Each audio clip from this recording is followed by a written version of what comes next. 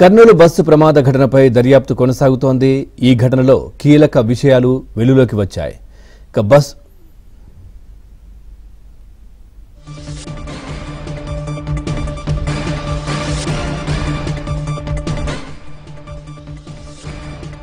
Bus spot కు రాకముందే bike accident జరిగిందని పోలీసులు చెబుతున్నారు.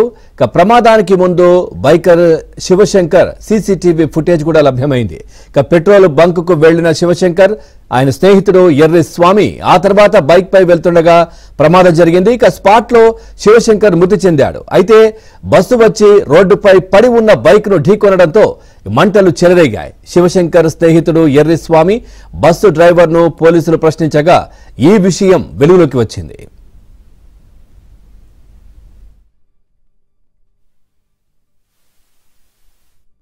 హైదరాబాద్ నుంచి బెంగళూరు వెళ్తున్న కావేరీ ఏసీ స్లీపర్ బస్సు నిన్న తెల్లవారుజామున కల్లూరు మండలం చిన్నటేకూరు వద్ద మంటల్లో కాలిపోయింది.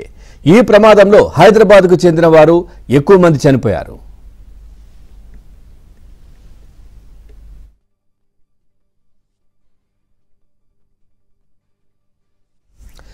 కర్నూలు రేంజ్ డీఐజీ కోయ ప్రవీణ్ గారు ఫోన్ లైన్ లో సిద్ధంగా ఉన్నారు. వారితో మాట్లాడదాం. సార్ నమస్కారం. సార్, అంటే ప్రతిసారి అంటే చాలా విషయాలు అయితే బయటకు వస్తా ఉన్నాయి సీసీ ఫుటేజ్ ఆధారంగా.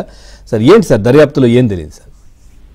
నిన్ననే హోమ్ మినిస్టర్ గారు, గౌరవ హోంమంత్రి గారు వారి యొక్క ప్రెస్ మీట్ లో కూడా బస్సు అది ఆగి ఉన్న పడిపోయి ఉన్నది ఉన్న వాహనాన్ని నిన్న చూచాయిగా చెప్పారు. నిన్న ఇంకా మాకు పూర్తి వెరిఫై కాలేదు. మనకి నిన్న డ్రైవర్ ఇచ్చిన వాంగ్మూలం ప్రకారం అదే చెప్పడం జరిగింది. ఈ రోజు మనకి నిన్న నైట్ మనకి సీసీటీవీ ఫుటేజ్ మార్నింగ్ కల్లా ఆ ఎరిస్వామితో మనం మాట్లాడటంతో క్లియర్ గా డ్రైవర్ చెప్పింది నిజమని నిర్ధారణ జరిగింది. వాళ్ళు ప్రమాదవశాత్తు వాళ్ళు ఆ మోటార్ సైకిల్ నడుపుతున్న వ్యక్తి చనిపోవటం, వెనకాల ఉన్న వ్యక్తికి స్వల్ప గాయాలవటం, ఆ రోడ్డు డివైడర్ పక్కన పడి ప్రాణం లేకుండా పడి ఉన్న వ్యక్తిని వెనకాల ఉన్న వ్యక్తి రోడ్డు వారికి చేర్చాడు. ఈ బైక్ ని మోటార్ సైకిల్ కూడా అక్కడి నుంచి తప్పించామనే లోపు ఈ బస్సు రావటం, బస్ డ్రైవర్ కి అది కనపడకపోవటం, ఏదో సౌండ్ లాగా వచ్చి ఏదో అడ్డుపడ్డట్టు అతను గమనించి బ్రేక్ వేసేటప్పటికి మంటలు చెలరేగి, ఇంకా మంటలు చెలరేగిన తర్వాత ఇంకా అది జరిగిందంతా మీకు తెలిసే కదా, మీరంతా మనకి తెలిసిన విషయమే కదా.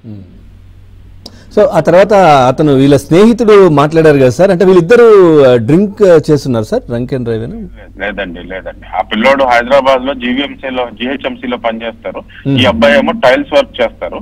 ఇద్దరు కలిసి దాబాలో భోజనం చేసి ఈ అబ్బాయి ప్రత్తికొండ దగ్గర తుగ్గలి మండలంలో ఏదో గ్రామం, అక్కడికి వెళ్తానంటే నీకు ఇక్కడి నుంచి బస్సులు ఉండవు, నేను డోన్ బస్ స్టాండ్ లో దింపుతానని ఎక్కించుకుని తీసుకుని వెళ్ళాడు. తీసుకునే క్రమంలోనే పెట్రోల్ కొట్టించాడు. పెట్రోల్ బంక్ లో మనకు అవి సీసీటీవీ ఫుటేజ్ వచ్చింది.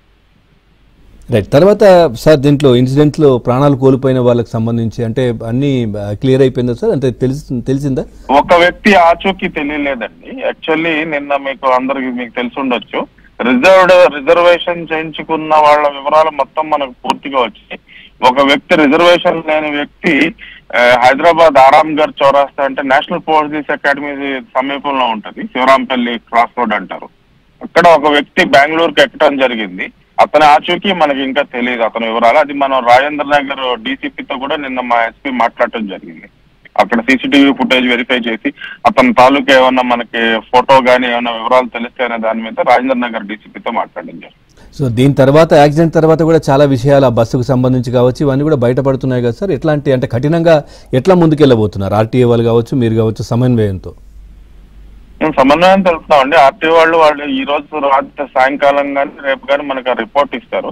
ఒకవేళ ఇప్పుడు బస్సు మనం డ్రైవర్ విషయంలో అయితే కనుక ఇది ప్యూర్ యాక్సిడెంట్ 384A మాత్రమే అతనికి అప్లై అవుతుంది. యాజమాన్యం మీద మనకి ఇది ఫోరెన్సిక్ గానీ లేకపోతే ఎంబీఐ కనుక బస్సు యజమాని యొక్క నిర్లక్ష్యం అనే దాని మీద మనం రిపోర్ట్ ఇస్తే అతనిపై మేము కఠినమైన చర్యలు తీసుకుంటాం. రైట్. Thank you sir.